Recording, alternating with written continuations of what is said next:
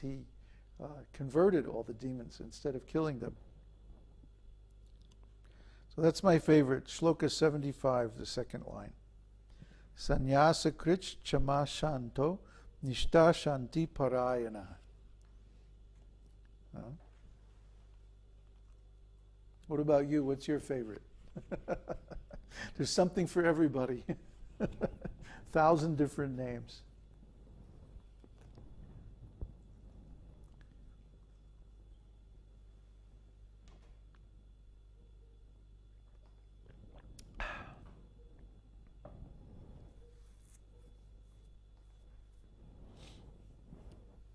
Any other questions?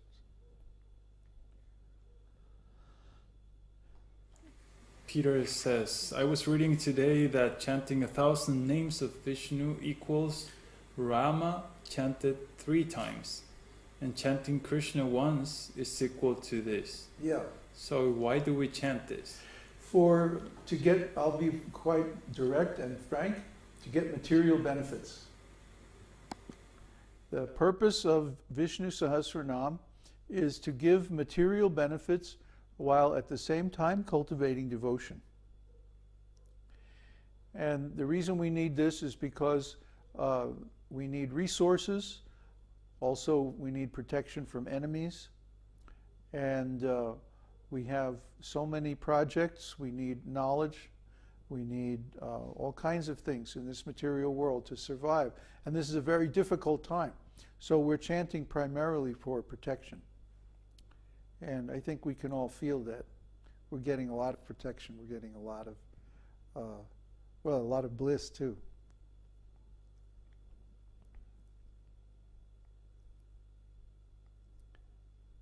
Okay? So then my important announcement is that Krishna has given me a name for Bhakta Andrej.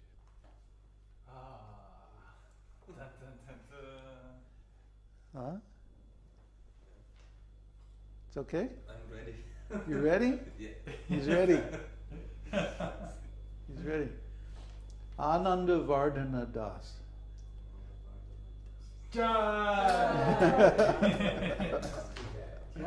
Ānanda-vardhana.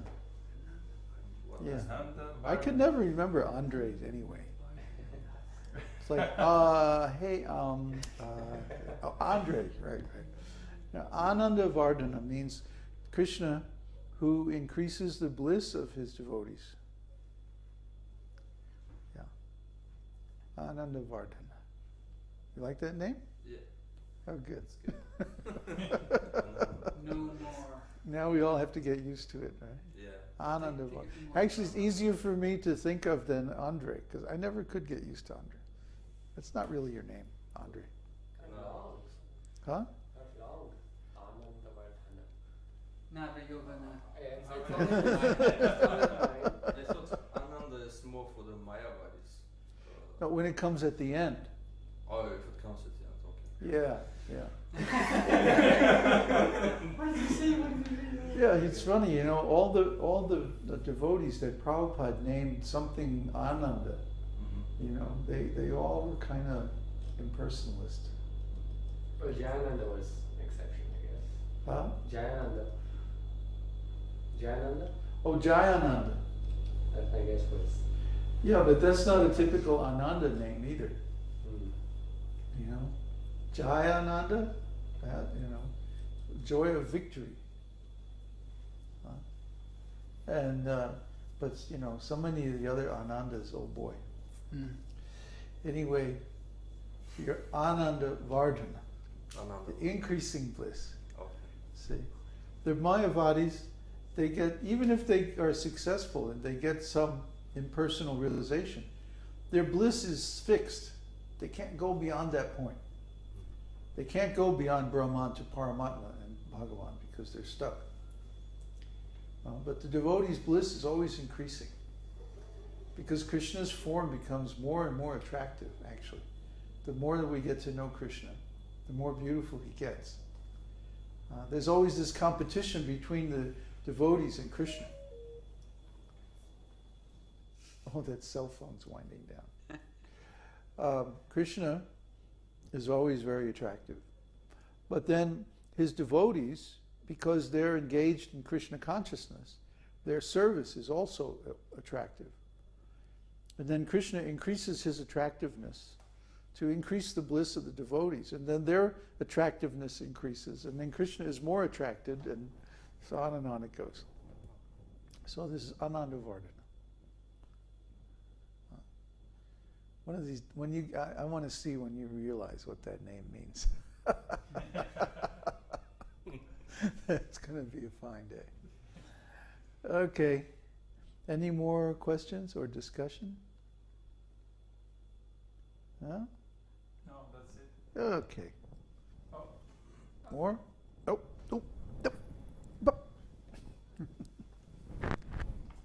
It's a question from Peter. Peter? It says, the Mayavadis got attained Paramatma. They only stay at Brahman realization.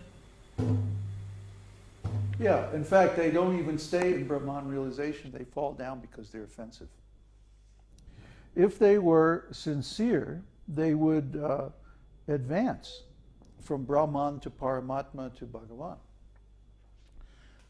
Because there's no lack of information about the personality of Godhead or about Paramatma and how he's expanded in everyone's heart. If they were really sincere, they could find him within their own heart. And there's so many temples, especially in India, where you can worship the personality of Godhead. But that's their defect, is that they're offensive. They think the form of God is a product of Maya. That's why they're called Mayavadis. Vadi means one who accepts a certain philosophy or a certain belief. So their belief is that the Supreme Lord, form of the Supreme Lord is Maya, illusion, some temporary product of the material energy. So they're called Mayavadis because they follow that philosophy. So because of that, they're very offensive. That they want to take the Supreme Lord and take away his personal form. But the devotees love the Lord's personal form. In fact, they're so attracted by his personal form that they don't consider his impersonal form very important at all. There's a complete opposite point of view in the impersonalists, between the impersonalists and the devotees. The devotees, that's all they want is Krishna's personal form. They don't care about anything else. As long as they have association of Krishna's personal form, it's like, who cares, whether we're in the material or the spiritual world, or we don't care where we are, what's going on, as long as we can be with Krishna. That's the way the devotees think. So, we're the Ānanda-vadis. Ānanda-rupa. Krishna's form is called Ānanda-rupa. That's not impersonal. Question? Another question. Yes, question from Luciano. How important it is to turn your home into a temple? How advanced does one have to be to do this? Well, would you rather live in the material world or in the spiritual world? If you don't make your home a temple, then you're living in the material world.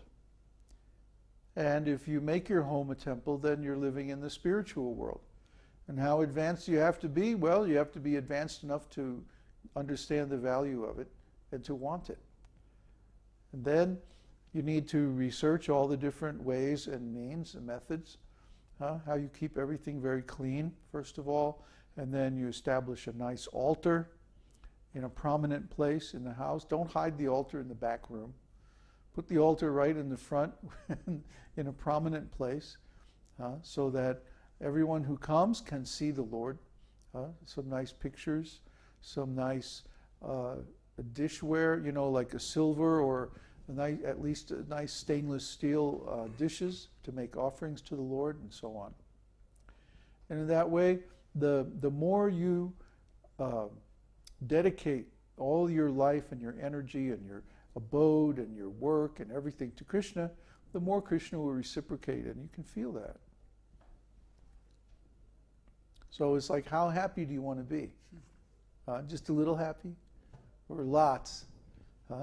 So the more happy you want to be, the more you make your house a nice temple.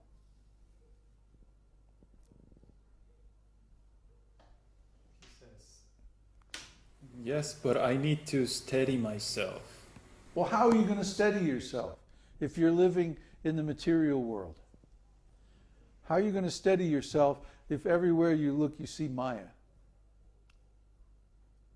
How are you going to steady yourself unless you have some Krishna to hold on to? It's impossible. If you're lost at sea and you're floating in the ocean and big waves are coming, how are you going to steady yourself?